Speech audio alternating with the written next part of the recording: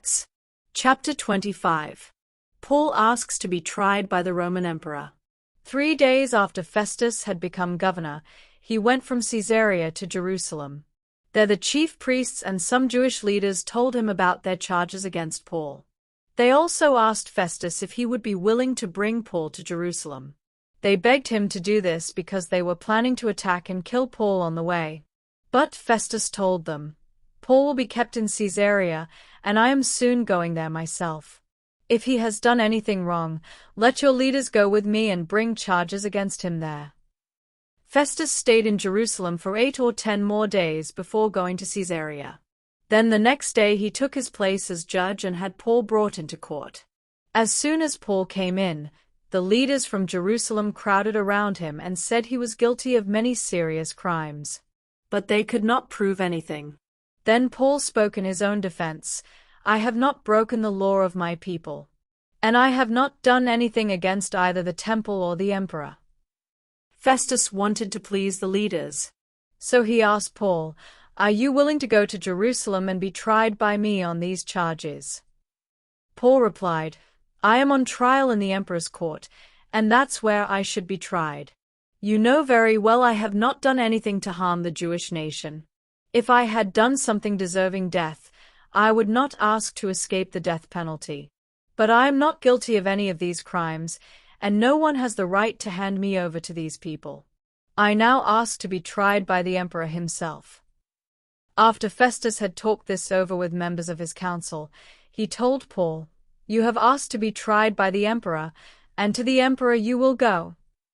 Paul speaks to Agrippa and Bernice. A few days later King Agrippa and Bernice came to Caesarea to visit Festus. They had been there for several days, when Festus told the king about the charges against Paul. He said, "Felix left a man here in jail, and when I went to Jerusalem, the chief priests and the Jewish leaders came and asked me to find him guilty. I told them it isn't the Roman custom to hand a man over to people who are bringing charges against him. He must first have the chance to meet them face to face and to defend himself against their charges.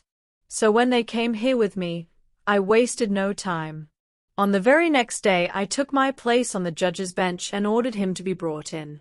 But when the men stood up to make their charges against him, they did not accuse him of any of the crimes that I thought they would.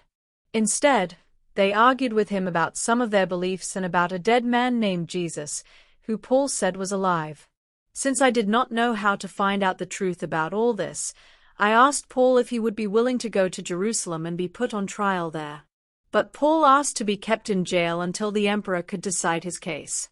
So I ordered him to be kept here until I could send him to the emperor." Then Agrippa said to Festus, "I would also like to hear what this man has to say." Festus answered, "You can hear him tomorrow."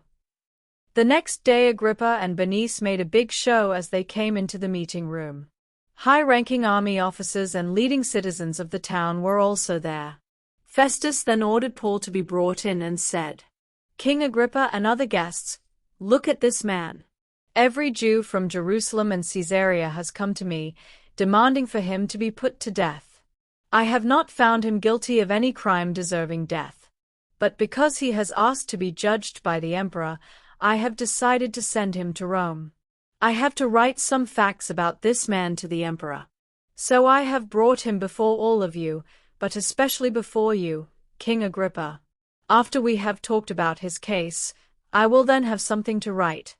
It makes no sense to send a prisoner to the emperor without stating the charges against him.